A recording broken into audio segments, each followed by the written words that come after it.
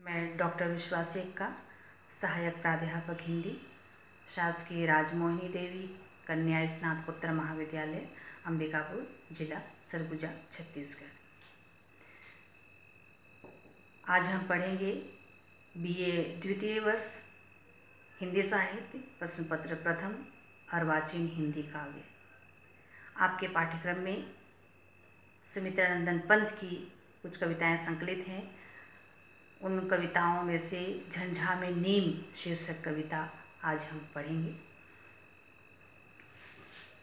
सुमित्रानंदन पंत जी के संबंध में आपने पढ़ा होगा। आप जानते हैं कि वो प्रकृति के सुकुमार कवि कहे जाते हैं।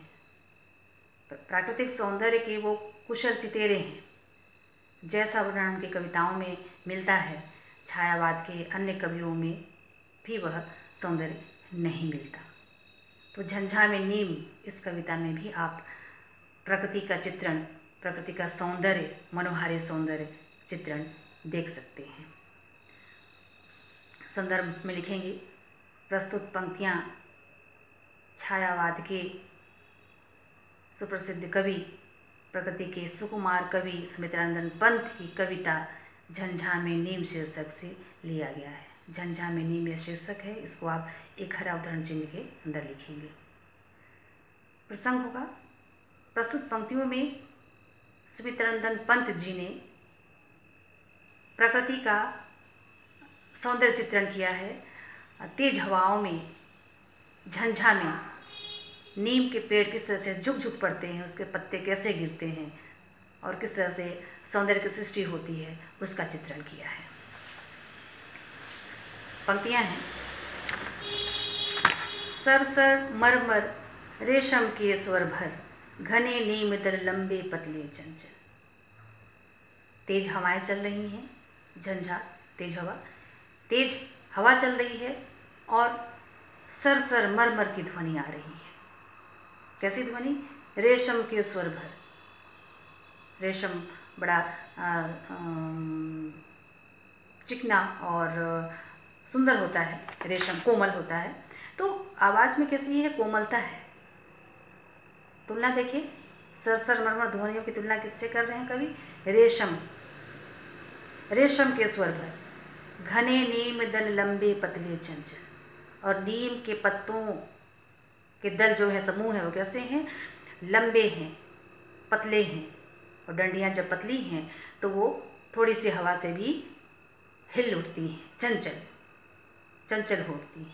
और यहाँ तो अभी झंझा तेज हवाएं चल रही हैं। ऐसी स्थिति में वो डंडियाँ, नीम की डंडियाँ कैसे हिल रही हैं? बिल्कुल चंचल हो रही हैं, हिल रही हैं। श्वसन स्पर्श से रोम हर्ष से हिल हिल उठते प्रतिपल। जैसे सांसों के स्पर्श मात्र से और रोम हर्ष से जब हम प्रसन्नचित होते हैं, कोई ऐसी वस्तु देख लेते हैं या सौंदर्य देख लेते हैं, रोमांच से भर जाते हैं। रोम अर्थात शरीर के बाल खड़े हो जाते हैं। तो देखिए किस तरह से तुलना कर रहे हैं, वर्णन कैसा कर रहे हैं कि हिल हिल उठते प्रतिपल। उसी प्रकार जैसे कि श्वसन स्पर्श से, सांसों के स्पर्श से वो हिल रहे हैं, रोम हर्ष से रोमांचित वो हो रहे हैं पत्ते, हिल हिल उठते प्रतिपल। प्रत्येक पल वो हिल हिल उठ रहे हैं। मानवीकरण अलंकार देखिए, प्रकृति को जब मानव के रूप में क्रियाकलाप करते हुए दिखाया जाता है तो वहाँ पर मानवीकरण अलंकार होता है। यहाँ श्वसन, सांस मनुष्य लेता है, रोम मनुष्य के होते हैं। तो इस तरह से आगे भी आप देखेंगे मानवीकरण अलंकार है इसमें। और भी आगे चल के हम देखेंगे, वृक्ष शिखर से भू पर, बड़ा वृक्ष है नीम का, शिखर से, चोटी से लेकर नीचे भू पर, जमीन पर भी कैसे स्वर कर रहा है? सत सत मिश्रित ध्वनि कर, सैकड़ों प्रकार की मिश्रित ध्वनियाँ कर रहा है। कभी डालियाँ आपस में रगड़ खा रही हैं, कभी पत्ते हिल रहे हैं झरझर कर, और कभी हवा तेज चल रही है, ससराहट। तो कई तरह की, सैकड़ों तरह की ध्वनियाँ कर रहे हैं। ऐसा लगता है मानो फूट पड़ा लो निर्झर, मानो कोई झरना, जब झरना फूट पड़ता है, बहता है तो झरझर की आवाज़ आती है। तो यहाँ भी ध्वनि कुछ ऐसी ही आ रही है, झरने के बहने जैसी।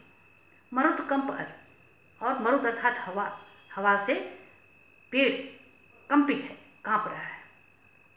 झूम झूम झुक झुक कर भीम नीम तरु निर्झर। अनुप्रास अलंकार की छटा है, देखिए एक ही वर्ण जब किसी पंक्ति में बार बार आए, भले स्वर समान हो या न हो, तो वहाँ अनुप्रास अलंकार होता है। झूम झूम झुक झुक कर, नीम का पेड़ क्या कर रहा है, झूम रहा है, झूम झूम, और कैसे डालियाँ झुक झुक कर। भीम नीम तरु निर्झर, विशाल, भीम मतलब विशाल काय, नीम का तरु अर्थात वृक्ष झरने के समान, कल कल बहते झरने के समान स्वर कर रहा है। और सिहर सिहर थर थर चरमर, और वो सिहर सिहर उठता है, हवा से कंपित होकर सिहर सिहर उठता है और थर थर चरमर की ध्वनि कर रहा है। लिप पुत गए हरित दल, जब तेज हवा और चलने लगती है तो पत्ते जो अलग अलग दिख रहे थे वो अलग अलग नहीं दिखाई दे रहे, वरन सारे पत्ते ऐसे हो गए हैं जैसे कि हरा रंग ही बस दिखाई दे रहा है। लिपपुत से गए, ध्यान से ना देखा जाए तो अलग अलग पत्ते दिखाई नहीं दे रहे हैं, सिर्फ क्या दिखाई दे रहा है, हरा रंग। लिपपुत गए हरित दल, जो पत्ते हैं, दल हैं पत्तियों के, तो वो क्या लिपपुत गए, सिर्फ हरे रंग में। और हरित गुंज से ओझल, और हरे पत्तों के रूप में जब वो डालियों हरे पत्ते के रूप में डालियों में जो लगे हुए थे, तो वहाँ से वो एक तरह से ओझल हो गए हैं, सिर्फ दिखाई दे रहा है तो हरा रंग दिखाई दे रहा है। वायु वेग से अविरल, वायु अर्थात हवा, हवा वेग अर्थात गति, वायु की गति से वे अविरल बिना रुके वो क्या है, हिल रहे हैं लगातार। और इस तरह से पत्तियाँ धातु पत्र से बजकर, उपमा देखिए, धातु पत्र से बजकर, धातु तांबा है, पीतल है, उसकी पट्टियाँ यदि हो, उसकी पत्तियाँ हो और वो क्या आपस में हम रगड़ें उसको, तो या कोई आवाज़ आपस में स्पर्श करें तो किस तरह से आवाज़ आएगी, उसी तरह से आवाज़ यहाँ भी धातु पत्र से बजकर, नीम का पेड़ और उसके पत्ते इस तरह की ध्वनि कर रहे हैं आपस में रगड़कर, धातु पत्र के समान। सिसक सिसक सांसें भर, और पत्तों को देखकर लग रहा है कि वो सिसक सिसक कर सांसें भर रहे हैं। कितनी अच्छी कल्पना देखिए, मानवीकरण अलंकार संपूर्ण कविता में आप देख सकते हैं। सिसकता मनुष्य है, जबकि इन पत्तों को और इस नीम के पेड़ को सिसकता हुआ कवि ने सांसें भरता हुआ दिखाया है। भीत पीत कृष्ण निर्बल, और भीत पीत जो पत्ते हैं, चाहे पीले पत्ते थे, हरे पत्ते थे, कृष्ण मतलब दुबले, नीम के पत्तों को आप देखिएगा बहुत पतले होते हैं, उसकी मोटाई कम होती है, तो वो कैसे दिखाई दे, निर्बल, पीले पत्ते हैं, हरे पत्ते हैं, कृष्ण पत्ते हैं, निर्बल पत्ते। नीम दल सकल, और नीम पत्तों के सभी दल, पूरे पेड़ के जो दल हैं, समूह हैं, जो गुच्छे हैं, वो क्या कर रहे हैं, झरझर पड़ते पल पल, प्रत्येक पल झरझर पड़ रहे हैं, गिरते जा रहे हैं। तो जो सौंदर्य है झंझा में नीम के पेड़ का, उस सौंदर्य को कवि ने बहुत अच्छे से अभिव्यक्त किया है, उसका मनोहारी चित्रण किया है।